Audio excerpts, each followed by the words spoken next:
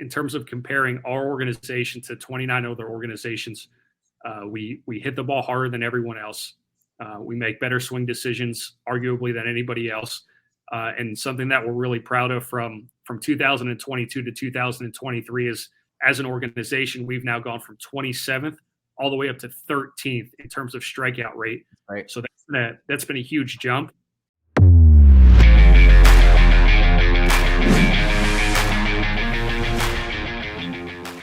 Welcome in, Setup Nation. I am really excited about today's episode. It's a different take than usual. In fact, the next couple episodes are a little bit different than the past. You've seen us talk to players, you've seen us talk to former players, you've seen us talk to, now we just got done with our broadcaster series, and today is going to be a hitting coach. That's right, actually a hitting coordinator. Don't get those two mixed up. Hitting coordinator for the New York Yankees, Joe Migliaccio. But before we get deep into that conversation about what we talked about, I want you to go to setupman.net to see all of those past episodes, from Troy Gloss to Matt Strom to Ted Lilly and all of our broadcasters. So many different really great conversations, even female coach Rachel Balkovec. That was a really cool one as well. So make sure you go check that out at setupman.net. Now with Joe today, I actually got introduced to Joe through Rachel Balkovec. And the first question I asked Joe off camera was, what is a hitting coordinator? What's the difference between a coach and a hitting coordinator? And he was like, I can't even begin to tell you how many differences there are. So that was a really cool part of the conversation. We also talked just about, the times that the Yankees are going through right now is a really tough season for them, especially from a hitting standpoint, and what the hitting philosophy of the Yankees is, and really how important hitting philosophies are as an organization. We talk about all of that right here on the Setup Man podcast. So let's get to it right now with Joe Migliaccio. All right, here we go, Joe Migliaccio. I'm just excited that I can say your name correctly. I'm sure you've had that botched a few times, but hitting coordinator for the Yankees. And a little fun fact for our Setup Man audience, you and I became first-time dads actually right around the same time. You've got a 9-month-old, I got a 6-month-old. How is dad life treating you, dude? Yeah, it's you get some of the horror stories, you get some of the really good stories, and so far it's been an absolute blessing. My wife has been a rock star to date, so I just kind of feel like I'm there in support and what can I help with. But it's been incredible so far. Well, and correct me if I'm wrong before we kind of jump into things here. Being the coordinator, yeah, you're traveling, but it feels like maybe not traveling as much as like if you were the hitting coach on the actual Yankees. Are you home a little bit more than most in the organization? Yeah. So basically how that works is where when our coaches leave for the season, they might leave their home for 6 months if they're not local relative to where their affiliate club is. Fortunately, in my role, one of the pros is I'm able to travel out to those affiliates, and then I can travel back home. And fortunately for me, my home is right here in Tampa, where we have our player development complex, and we also have our A-ball club, the Tampa Tarpons. So two of our affiliates, if you will, are right here in my backyard, and I can travel from Tampa up to Newark, and then our 3 affiliates up there, the Hudson Valley Renegades, High A, they're in right around Poughkeepsie, New York, which is about an hour and a half from Newark Airport. Our AA affiliate, the Somerset Patriots, they're about 40 minutes from the Newark Airport in Bridgewater, New Jersey. And then our AAA affiliate in Scranton, Pennsylvania, it's about 2 hours. So all within a relatively easy drive. But I'm very, very accessible to fly up there, accomplish what I need to accomplish, and then fly back down to Tampa and keep working down here. There you go. Funny you mentioned Somerset Patriots. I just saw Frank the Tank threw out the first pitch the other day. You follow that at all? I did see that. Yeah. Oh, he's a riot, man. If you guys don't know who Frank the Tank is, just look him up. Huge Mets fan, and like he's not happy this year. All right. So Joe, first of all, I'm excited to bring clarity to our audience of like what the hitting coordinator does, because when I first hear hitting coordinator, I'm thinking to myself, like, not much different than the hitting coach. But after talking to you, there's a lot of differences, and I'm really excited just from like a understanding the organization of a Major League Baseball team. This is gonna be a fun episode. But before we get into that, I do want to know, what was that path to leading you to becoming the Yankees hitting coach? Give me the background of Joe's life. Yeah, honestly, kind of a wild ride up until getting here. Played collegiately, played in junior college at Parkland College in Champaign, Illinois, and then ended up at Oral Roberts University in Tulsa, Oklahoma, where I finished up my playing career and had some injuries, just didn't work out for me from a playing side of things, but um, started to realize that I wanted to stay in the game. I wanted to get into coaching, and so that first transition into coaching, the advice I got was you just got to get something on your resume. You've got to find a summer. In college baseball, there's summer leagues throughout the country. So the advice I got was you got to try to get on into one of these summer leagues. So thankfully, that door opened, and I was able to get into the Jayhawk League and coach for the Liberal BJs. Cool. And from there, it was just, send as many emails as I can, try to link on and get that first job in collegiate baseball. It's really a work your way up sort of profession. So thankfully, I was able to get a position at Siena College in Loudonville, New York, just north of Albany. And honestly, I don't know that there was a better situation out there than to start at Siena College.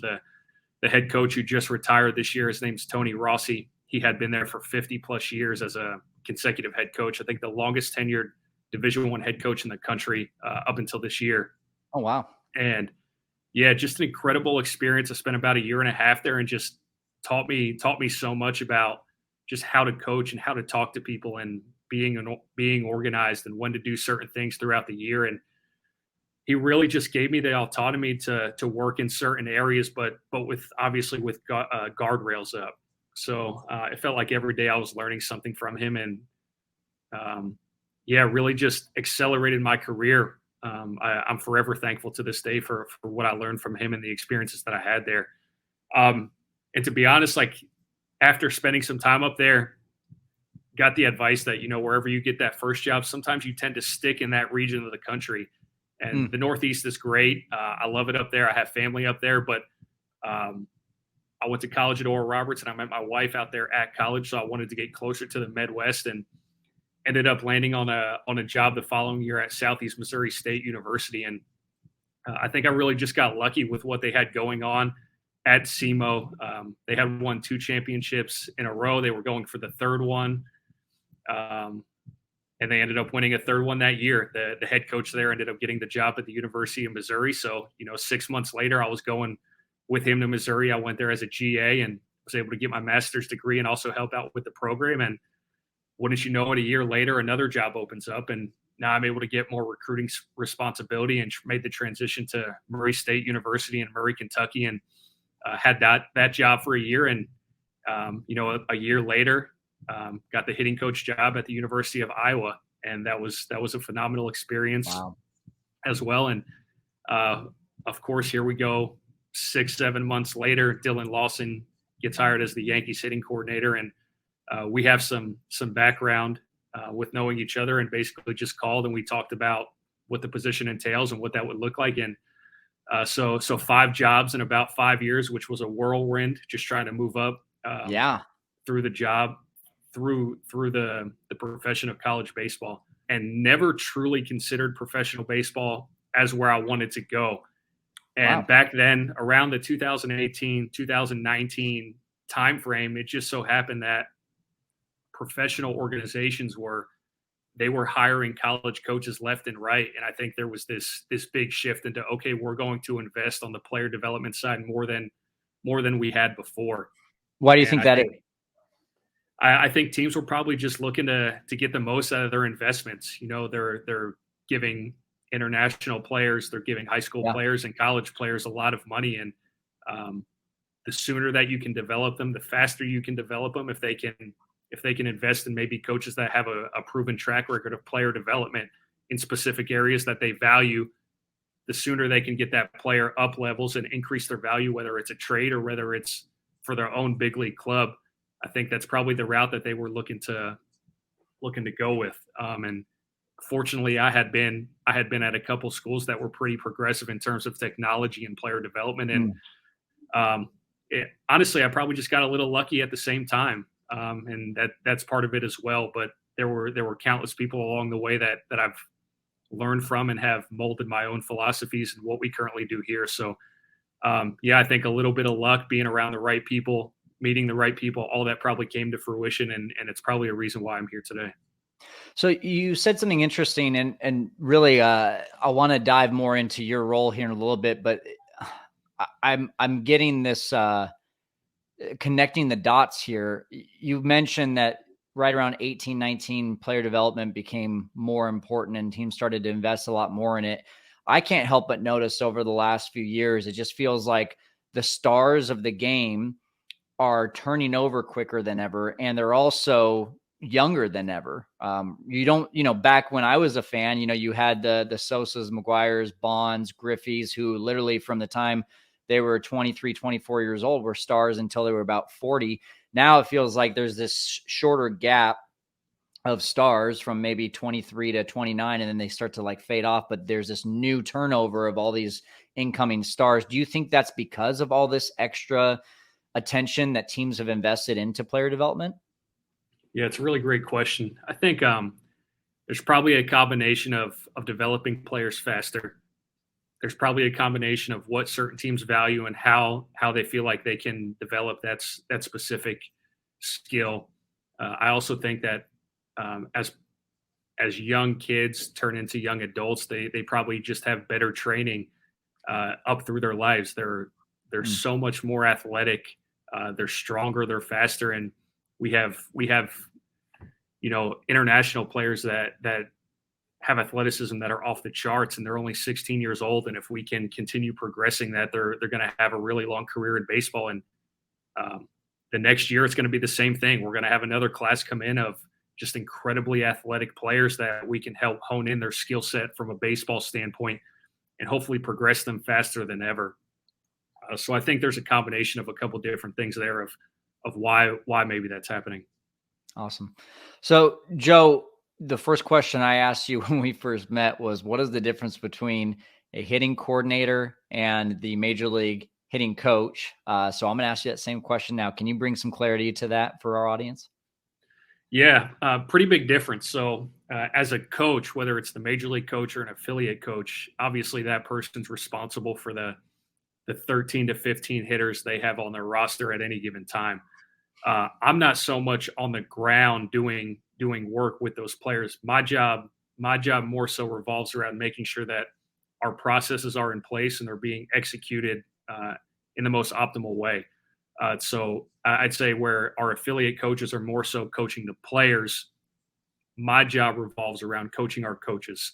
Mm. I don't think we have coaches that want to be rookie ball coaches forever or double A coaches forever.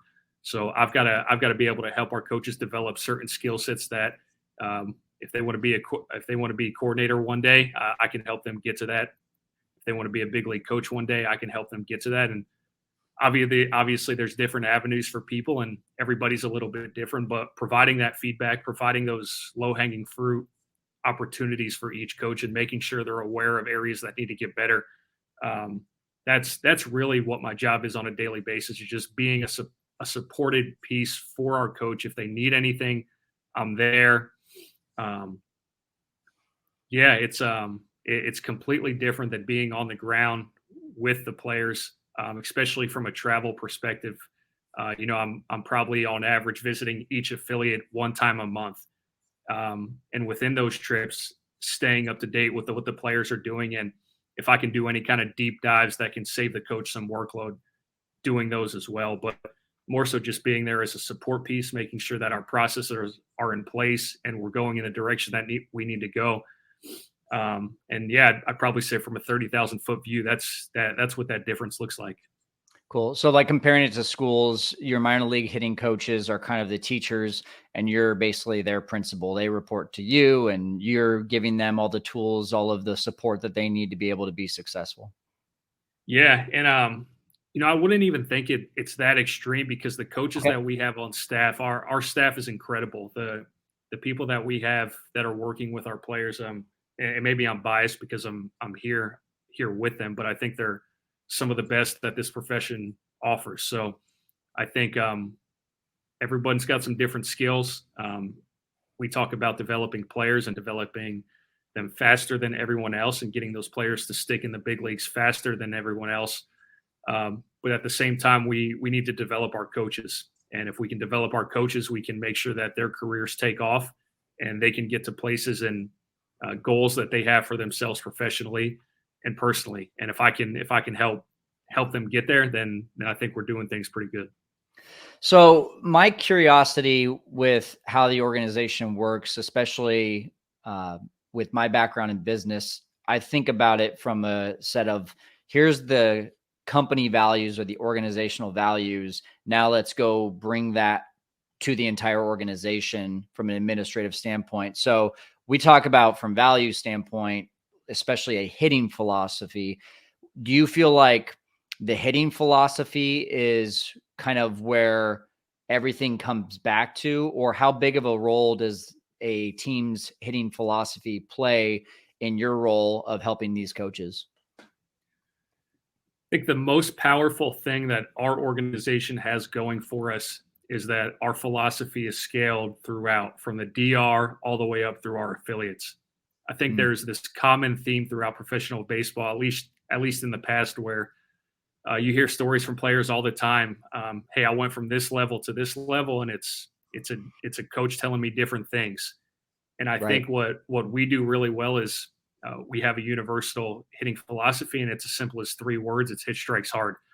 And as simple as that may sound, like within each word, there are layers of depth to the words itself. But when players go from A ball to high A, the philosophy is not changing. We're simply adding more depth to that player and how we need to develop them. When they go from high A to double A, it's the same. It's the same philosophy. We have the same training tools, but we just start to add more depth to that player's skill set. And at every level, I was in the Dominican Republic 2 weeks ago and talking with our coaches down Mm, there. They can't do everything. So what we're trying to do is just build a strong foundation of certain skill sets. So when those players arrive to the United States, our coaches here in Tampa can build on those skill sets that have been put in place. So it's I think every organization has things that they value. Um, how they hire impacts how those things are being valued and how strong they're being valued. And I think what we value are we have internal metrics that we value a ton, but it's not like these crazy made up metrics that people think. We value making contact, and we value swinging at pitches that are over the plate, and we value not swinging at pitches that are not over the plate. And it just so happens when you make contact on strikes, you tend to hit them harder. It's like yeah.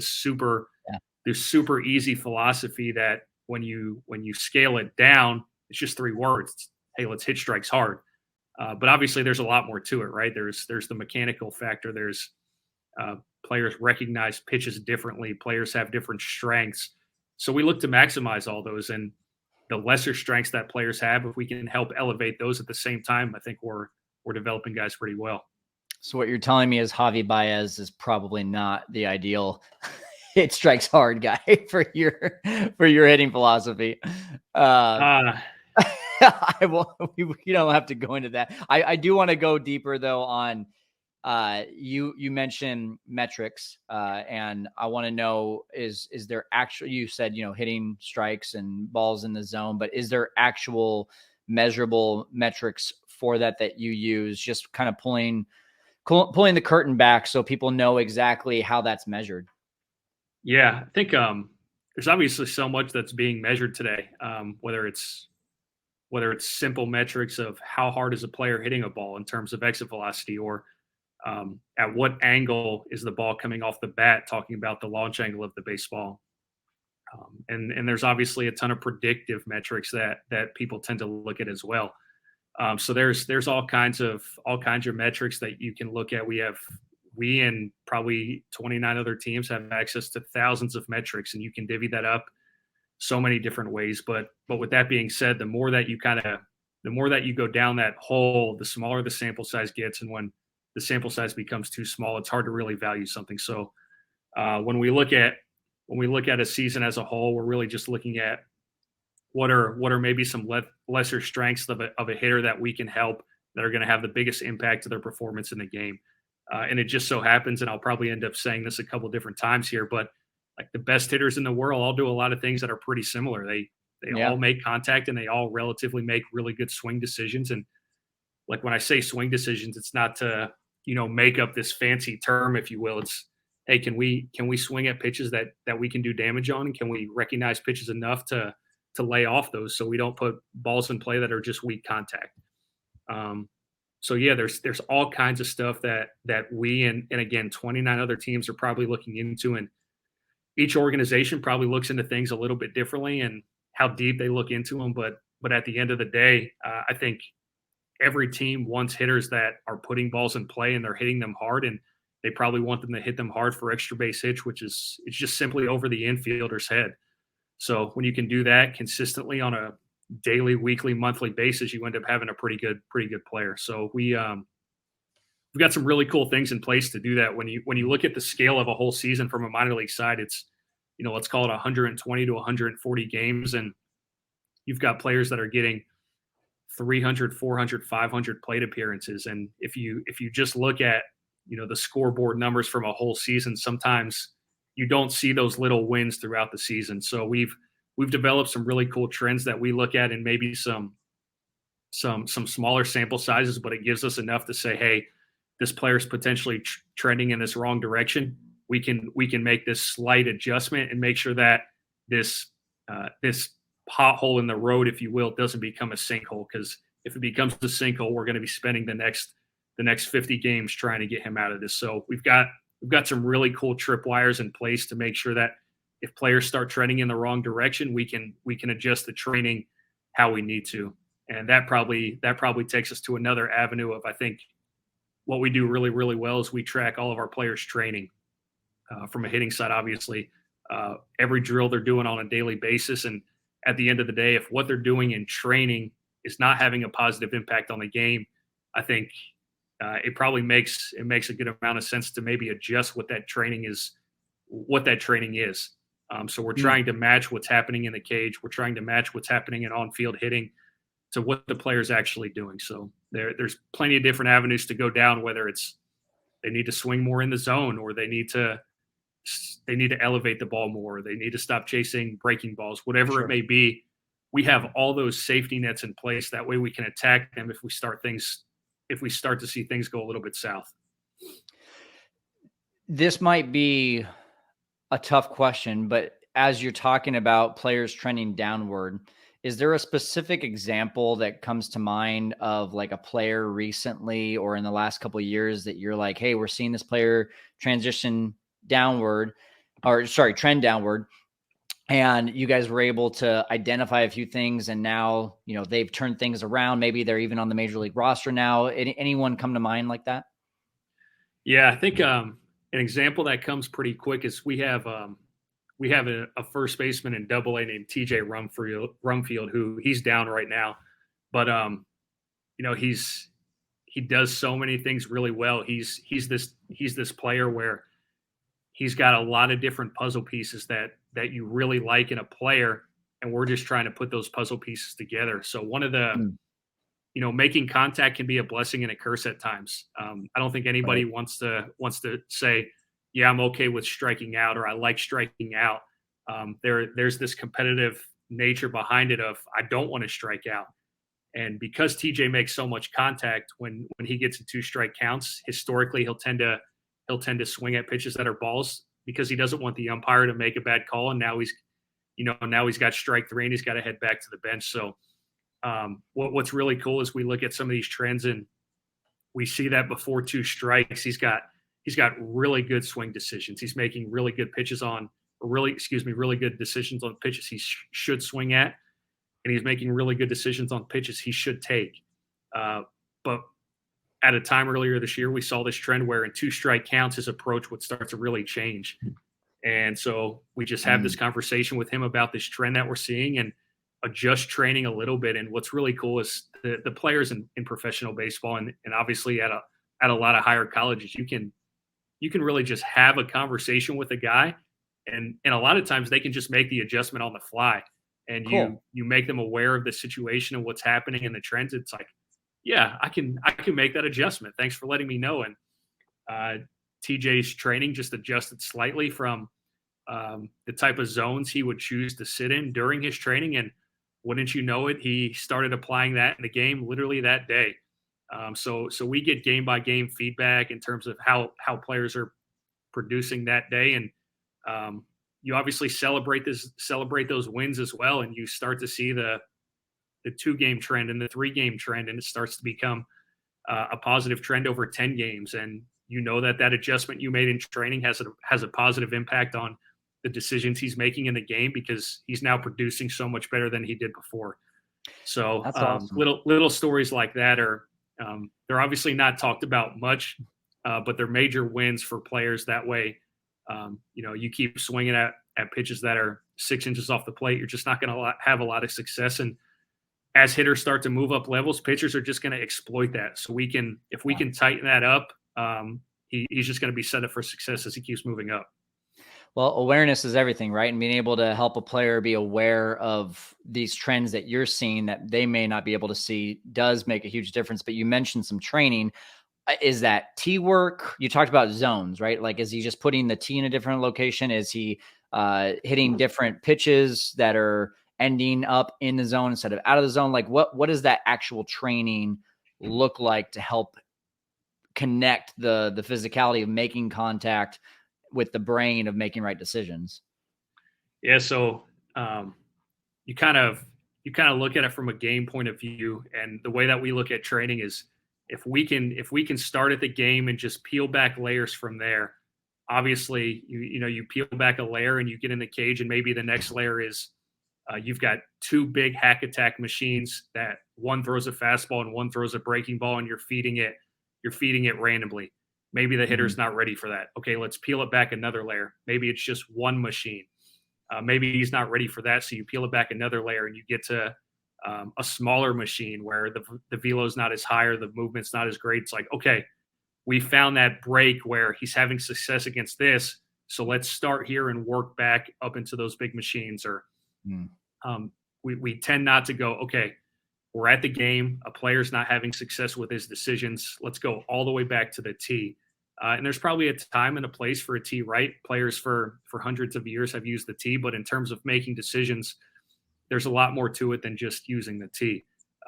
Where hitters are, not to get too deep into this, but hitters are they're gaining so much information from a pitcher's kinematics, and they're getting information from how the ball's coming out of the hand, and they're tracking that pitch from release all the way, hopefully as close to contact as possible. So that's why we try to peel back the layers from the game instead of starting all the way back on the other end with the tee and working back up. So we've really found that the closer we can keep it game-like, but also find that point of success and no success, we tend to see that transition happen much closer, getting that transition back into the game and having success quicker. So whether it's machines or whether our coach is actually in there throwing to him, whether we're doing live at bats and a coach is throwing, maybe he's not ready for that, so we'll do mixed live at bats where, hey, I'm going to tell you what pitch I'm going to throw, and you're going to have to decide that's a good pitch to hit or it's not a good pitch to hit. And then within all that training, I know you started this question with talking about zones, or I had referenced it, and everyone's a little bit different, but we use a system called the 7-ball plank.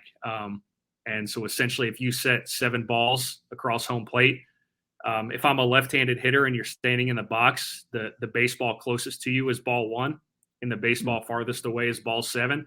And the same can be said for the right-handed hitters, where the closest baseball is number 1 and the farthest baseball is number 7. So again, referencing back to, we have this common terminology, this common philosophy throughout the organization. Our hitter in the DR that's 17 years old knows that if he comes back and says it crossed the number 2, he can make that same statement in Double-A, and the hitter knows that it crossed the number 2. Right. So I think having that lingo is super powerful, especially when hitters come back from their at bats, or they can describe movements. But essentially, when we have hitters going through some of those adjustments, we're putting them in different zones. Maybe it's based on the count, or it's based on their strengths, or if a player's chasing off the plate, maybe I'm going to throw 50% of pitches over the plate and 50% of pitches off the plate away. That way he has to learn to make that adjustment where a pitch needs to start to see where it needs to land. So all kind of different training philosophies that we're using in the cage, and at the end of the day, making it extremely specific to the individual with Yeah. what we're looking to accomplish with them. Yeah, it sounds, there's not a cookie cutter answer for this. It's what's best for that individual hitter. So that's really cool to see. Talking just general hitting philosophy overall, you mentioned launch angle. Sounds like that's a metric that you guys measure as well. How much emphasis do you put on that? Yeah, I think obviously important, and unfortunately, maybe the term launch angle gets this negative thought behind it with how you tend to describe it or how people tend to describe it. But it's a relatively easy term. It's just what's the angle that the ball's coming off the bat, and Yeah. there are clearly more optimal angles than not. If I had hit a ball at -5 degrees, it just so turns out that professional infielders are really good. So Yeah. that tends to be an out more often than not, regardless of how hard it's hit. And there's also this flaw that people think that we're just teaching hitters to hit home runs and we're okay with Right. swing and miss. It's definitely not the case. We want to find that middle ground of what's optimal in terms of how can we make contact, but how can we make that contact the most quality as possible. So in terms of launch angles, we're trying to develop swing mechanics that are getting guys in optimal positions to produce optimal batted balls, and we're really just looking for line drives over the infielders' heads. And if we can do that consistently, uh, it's very, very rare do you perfectly square up a baseball or do you max it out. So you miss hit a lot of things. So we just want to make those miss hits turn into extra base hits, and I think we do a relatively good job of that. We're not sitting here saying hit a home run or swing and miss. There's a place in the middle that I think is a pretty happy medium in terms of players producing the way they want to produce, and um, how that performance looks to the organization itself, and how that performance is going to help players move up levels. So um, there's many factors with launch angle. Obviously, it's going to be a byproduct of the swing that the hitter is producing and how they're making impact with that baseball to ultimately get that end term in the launch angle. But it's like you look at a lot of times when you look on these different websites that have metrics, there's just this average in terms of looking at launch angle. But I think um, what we're looking to do is we're looking to obviously square the ball up consistently. So if we've got a player that has a launch angle of 15 degrees, that's a pretty good place. You're pretty happy about that. But again, Okay. let's peel back the layers to see how that player's getting there. Is he Does he have a super steep swing at contact, so he's producing a lot of pop-ups and ground balls, and this average is becoming 15 degrees where, okay, now it's a little bit misleading?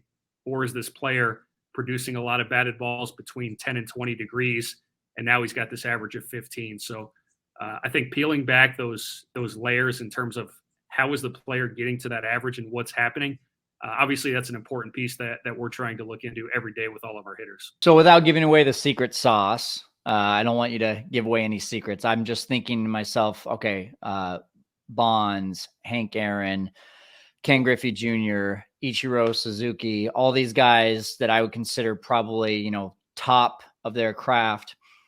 What's one thing that if let's, just say I'm a 12-year-old kid, right? What's one thing that you would point out to a 12-year-old that is trying to hone in their swing right now and saying, look at these guys, and here's one thing that they all have in common? What would that one thing be that you would share with that 12-year-old? Man, I'd say bat speed probably gets you a seat at every table, regardless if Sure. it's little league, high school, college, or pro ball. But obviously, how that bat speed is being produced is really important as well. It could take you a long time to get that bat speed going. You could produce that bat speed in a really short window, but at the end of the day, if you can produce bat speed in a pretty small window and get to contact quick, it's probably going to play. And I'd say another common theme of all those hitters is the best hitters in the world, they load their hips, whether it's a little, whether it's a lot, and then from there, obviously, there's a domino effect on how that's going to impact swing mechanics. And nothing I'm saying right now is new. If anybody's done their research on whether it's I'm sure people have internal studies, and there's studies out there that are available to the public right now. So there's all kinds of research out there on what hitters do and how that impacts certain mechanics and how that impacts ultimately what happens to the baseball. But yeah, at the end of the day, just it seems that when you have bat speed and you can make impact and you can make contact more often than not, you tend to have success more than the average player. Let's dive a little bit more into the Yankees. Interesting year, especially for you. I would imagine Dylan Lawson, the guy that brought you in, let go middle of the season. Sean Casey, a very animated, been with MLB Network for a while now. He's your hitting coach with the Yankees. Talk about just from where you're at in the organization, what that transition was like for you. Just describe that for me if you can. My first feeling when all that went down was obviously just sad for a friend. You hurt for the person. You never want that situation to happen. And unfortunately, in this profession, it tends to happen a lot quicker than Yeah. most would like. So I think at first, you just hurt for a friend and you try to be there for him. And Dylan and I we have a history that goes back a lot of years. And when we first came to the Yankees, we reflect on, if we could start this over again, will we take this approach? Or if we could do this again, will we take this approach? And you look at some of those different avenues. And I think we're always, not to speak for him, but we're always trying to get better, whether it's knowledge of the swing or it's knowledge of taking in information. I think we're always trying to get better. And there's also a component of applying some of those philosophies and having those conversations and how you talk to people and how people learn. And I think the more that you have these experiences, as unfortunate as it might be that Dylan's no longer with us, I think there's experience that he's had over the last 5 years with the Yankees that he's going to be able to take to his next job, and he'll just be even better for it. So, being glass full, one of those blessings. Blessings that maybe it's tough at first to maybe see the other side of things, but when he gets that next job, he'll be even better for it. So obviously tough because he brought in all of us in terms of the hitting department.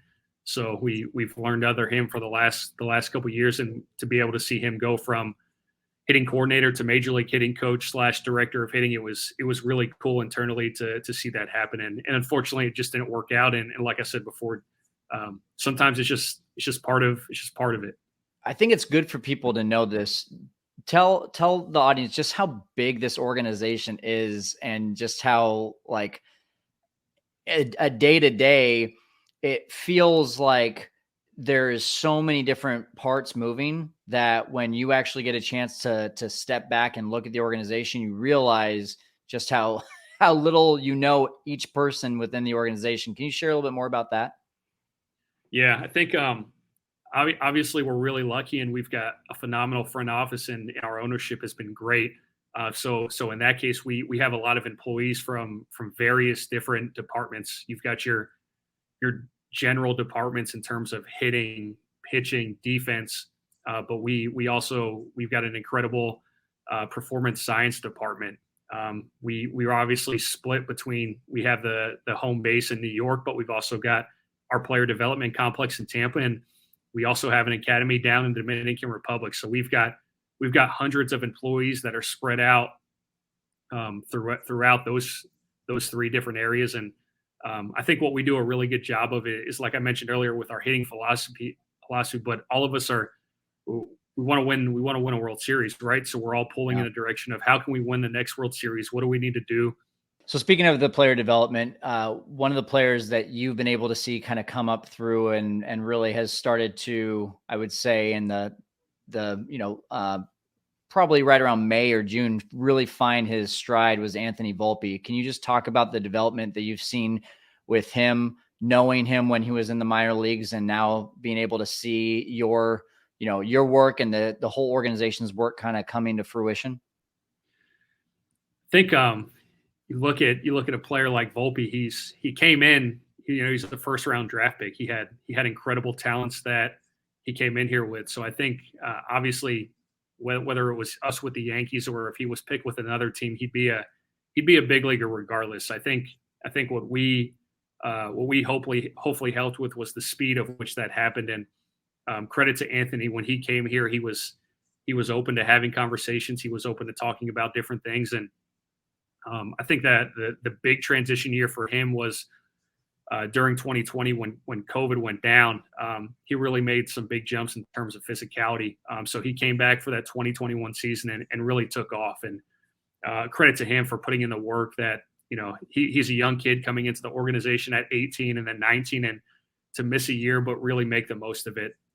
What's extremely impressive about Anthony is regardless if it's, game 1 of the season or game 50 of the season, or he went 0 for 4 the previous day, or he went, 3 for 4 with 2 home runs. The way that he approaches his training is second to none. He's got an incredible routine. He accomplishes that routine on a daily basis. He's not going to allow, one at bat where maybe he chased a curveball.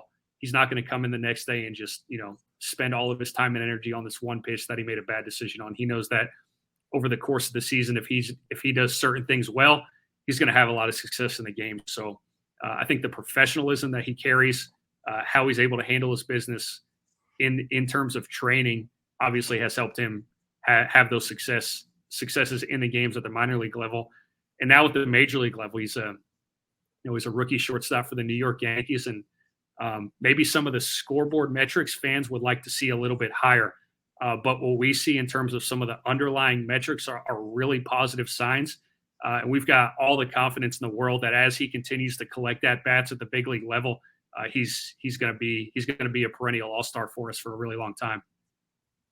So your position is hitting coordinator, and the whole organization from a hitting standpoint, right, is focused on hitting philosophy, these metrics that we've talked about. But there is a major psychological standpoint of hitting, especially for a guy like Anthony Volpe, who has so much pressure coming in on performance and performing now as a rookie. And when he's not, then fans are upset. And you see this across the board. It seems like, especially with social media, that the pressure just gets more and more and more.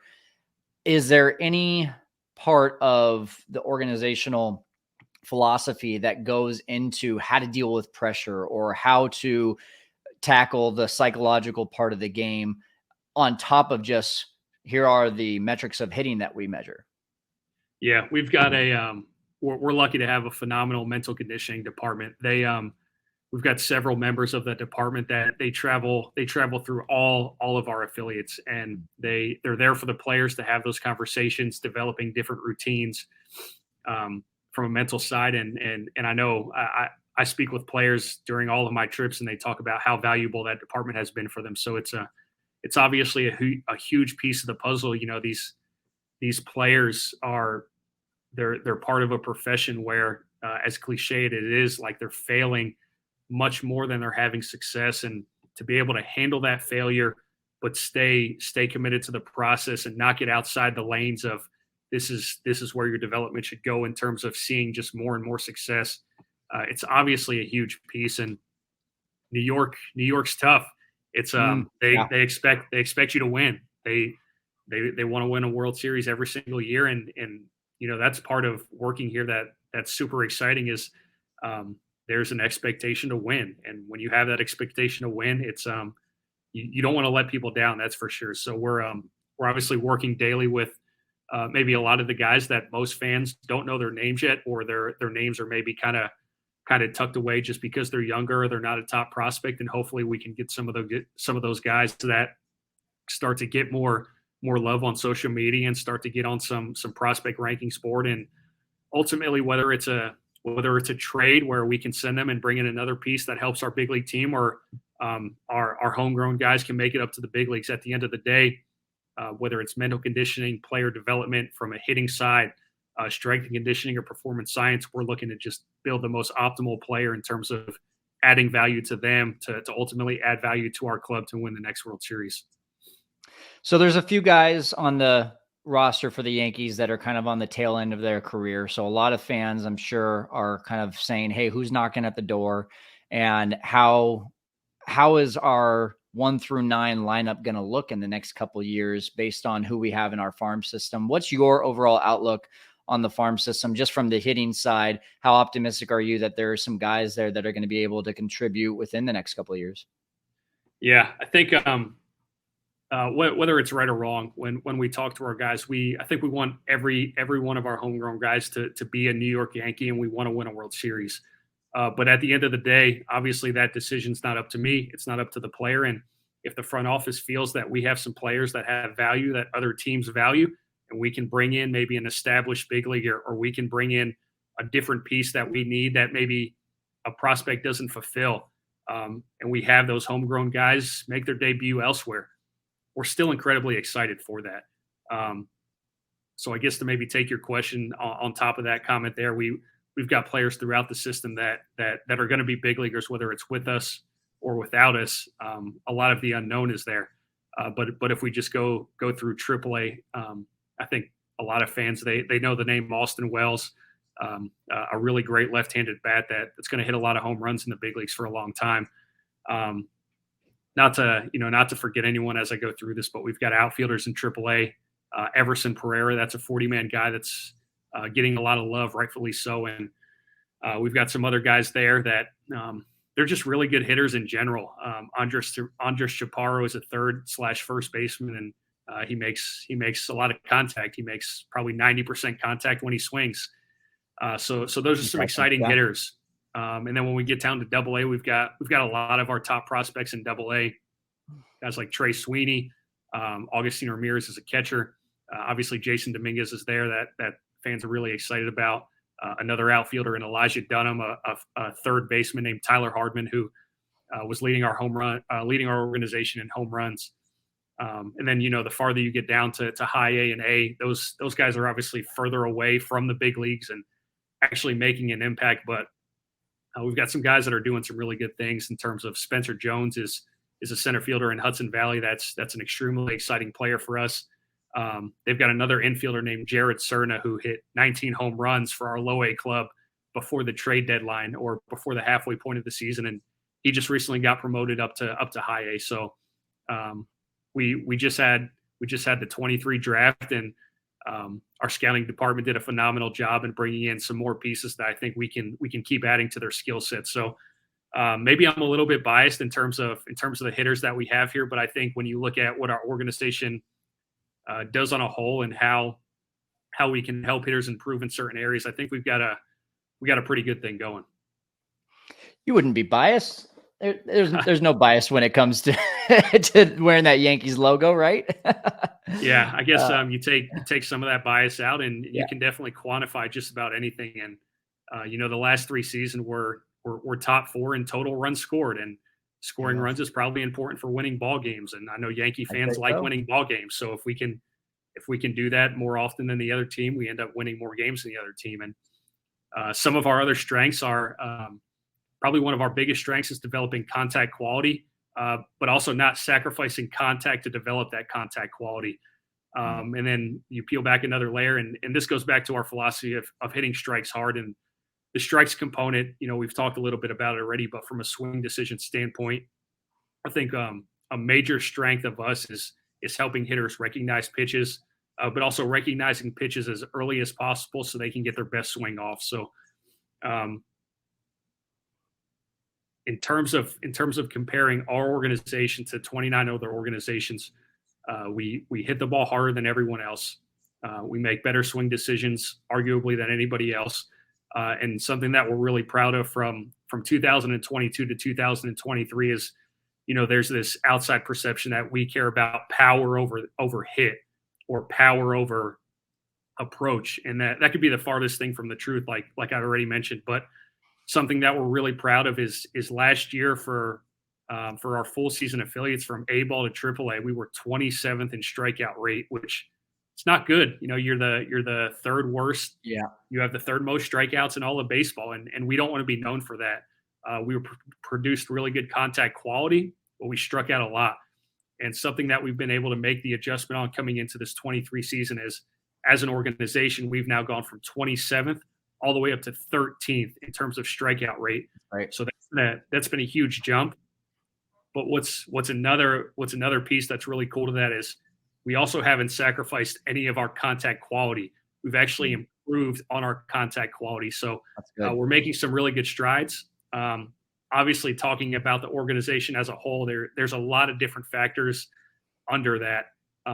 So every hitter is a little bit different in their strengths, unless your strengths are a little bit different. But as a whole, I think we're pushing in the right direction in how we scale game planning and how we're talking about building an approach and what that looks like at every level and where we need to add more depth or what are those lesser strengths that certain hitters need to get better at and how can we attack Mm. those lesser strengths. So it's there's obviously this 30,000-foot view and how does your organization produce, but when you peel back the layers and you get to this 100-foot view and you look at every single hitter, we've got a plan for everybody, and I think that's what we do. That's really special. Joe, I'm going to ask one more question before we get to our lightning round, and it's about that short right porch in Yankee Stadium. Does that factor into any part of the hitting philosophy? Are you talking to any of these guys saying, "Hey, once you're up in the majors, that short right porch, that's an easy home run if we can take this kind of approach, whether you're a righty or a lefty"? Yeah, it's a super interesting question, right? I think a lot of people would see what right field looks like and say, "Hey, left-handed hitters just yank it down the Yeah. line, hit it in the air, and hope it goes in the seats." And right-handed hitters just push it to right field and then hit it 315 feet and take a jog around the bases. But um, we're looking to develop hitters. We're not looking to develop guys that can hit a ball down the line for a home run. So uh, not to get too deep into the swing itself, but in terms of building optimal bat paths, you've got this bat path that is slightly uphill in terms of when it makes contact with the baseball. But what's also important is what's the zone depth or where is that contact being made? Is it deeper? Is it further out front? Um, Ideally, when you make further out front, your attack angle in terms of how the bat is impacting the ball is a little bit higher. And that's why most players tend to, when they pull the baseball in the air, it's at a higher launch angle than when they hit it to the opposite field. So we're trying to develop a well-rounded swing that can cover all parts of the strike zone. But obviously, hitters aren't up there trying to cover all parts of the strike zone. They've got certain approaches and certain counts. So I guess to answer your question, maybe a little less long-winded, is we're looking to develop hitters as a whole. And if it just so happens that hitters hit the ball, to that right field short porch, we're excited about it. Cool. All right, Joe, it's time for our 27th out lightning round. You ready to rock? I'll give it my best. Let's do this. All right. Who's your favorite MLB player of all time? What a question. First guy that comes to mind, we'll go with Robinson Cano. Oh, that is not what I would have expected. That's awesome. You just mentioned a lot of guys in the organization, but who's one player that you're excited about that you think will be breaking into the MLB, especially on the Yankees in the next few years, that not many are talking about in your Yankees organization? Yeah, we have a player in Double-A, catcher slash first baseman. His name is Ben Rice. He played collegiately at Dartmouth, and if I get some of these facts wrong, I don't mean to, but off the top of my head, I want to say that he had about 100 plate appearances in college. Obviously, the Ivy League lost the COVID season, but I think they actually missed 2 seasons, so he didn't get the opportunity to really develop through college. So he's a left-handed hitter. He makes some of the best contact in our organization, but not only in our organization, he makes elite contact in terms of baseball in general. And with that contact, he has incredible pitch recognition.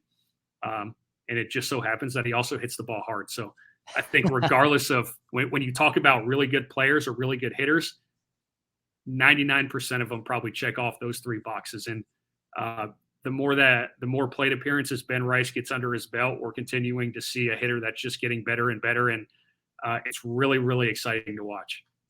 You said the Yankees hitting philosophy is hit strikes hard. Which Yankee on the current roster embodies the hitting philosophy the most?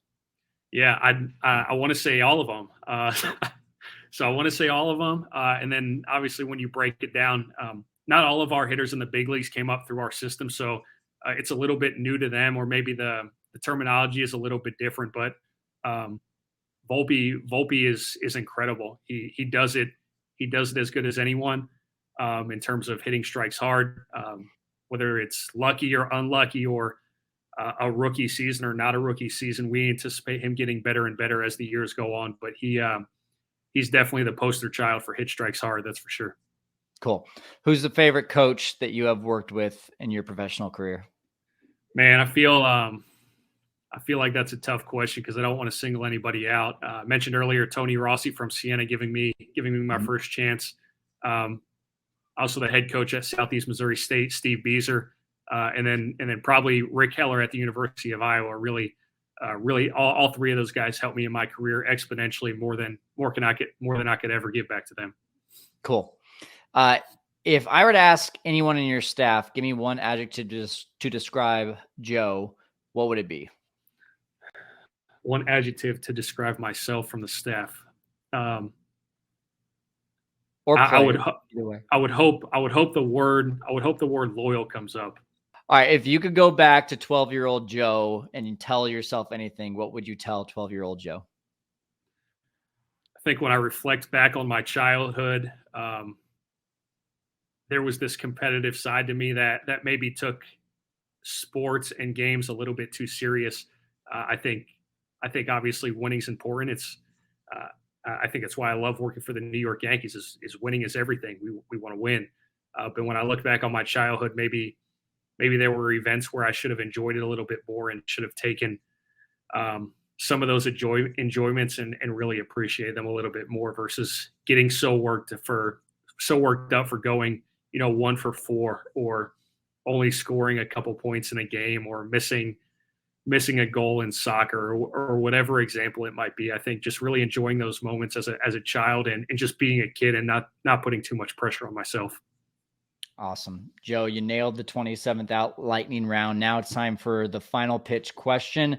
And that is, as the hitting coordinator for the Yankees, what is the next step? Is there a next step on the horizon for you to either elevate yourself within the organization, or is there another next pinnacle for where you want to go in your career? Yeah, I guess I don't want to answer the question in terms of being too cliche, but the way that I go about my job, whether it's the last 2 years as a coordinator or the first 3 years here as an affiliate coach, is the difference between now and when I was in college. Is in college I was just trying to get move up levels, have more job security, get somewhere that I could actually pay my bills and be in less debt. Now I'm just trying to do the best job that I can on a daily basis, and I really don't worry about me. I worry about how I can help the people around me. So if that means that I'm going to be the coordinator for the next however many years, I hope that I can help develop people on our staff to get to the jobs that they have goals for. And if that ultimately leads me to the Yankees being interested in another role or another team being interested in another role, when that time comes, we'll have that conversation and go through that process and um, obviously talk to my wife about it and see what that looks like. But in terms of how I do my job on a daily basis, I honestly don't worry about what's happening tomorrow. In terms of am I going to get a call for another job? I'm just trying to develop our coaches as best as we can and be there for a support piece for what anybody might need.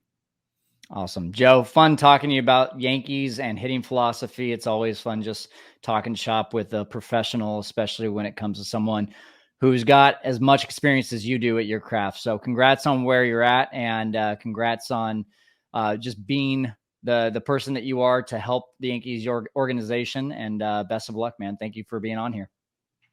Yeah, thanks for having me, Kyle. Really appreciate it, man. Guys, hitting is absolutely an art, and you can tell just how much Joe puts into his art, into his craft, to be one of the best hitting coordinators in the game. So thanks again to Joe for being on the show. Next week, again, we're going kind of down this route of a different guest. Jason Cannon. I'm really excited about Jason for the fact that he is a renowned author and he's following his passion of baseball. You'll hear a really cool story about his thesis that he had to write for college and how the professors did not want him to write about baseball, but he still went down that route and what that meant for him and his life. It's a really, really cool story for him to share. And he's got a really great book coming out about Billy Williams and Willie McCovey and the tie between those two Hall of Famers.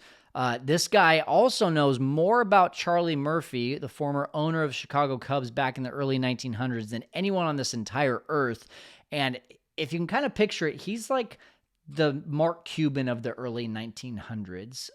Just really in the news a lot, and can be controversial, can be really great with the players. And then before you know it, now he's creating a lot of controversy that's taken away from the team. There's a lot of similarities that I saw with Charlie Murphy and Mark Cuban. And I think it was a really cool story coming from an expert who knows more about this guy than anyone else, that I really want you all to hear about. After that, by the way, we're going to be starting a series because it's hot stove season. Baseball is over, our championship time is over, our playoff time is over, and now it's time to start thinking about what is your team going to look like here coming up at the beginning of 2024. And so for me, I'm going to be getting a lot of beat reporters on the show talking about what the team's focus is going to be, maybe if they have any inside scoops on what trades or what free agents those teams are going to be all about. We're going to attempt to do this 30 teams in 30 days. I really put a strong emphasis on the term try, because this is going to be one of those times that I'm going to have to be patient with the number of requests that all of these beat reporters, the number of projects that they're doing to try to get them on the show. So we're going to see how we can do this, but the goal is 30 teams in 30 days. If you aren't already subscribed, please make sure to go ahead and do that so that you can see all of the next episodes coming out, starting with Jason's next week during the Thanksgiving holiday, and then beyond that during the 30 teams in 30 days. Review us, send it to 3 baseball friends. I would love to see your friends and your family know about this show as well. Well, that's going to do it for me right now, Setup Nation. I'm going to go ahead and put my arm on ice. We'll see you next time.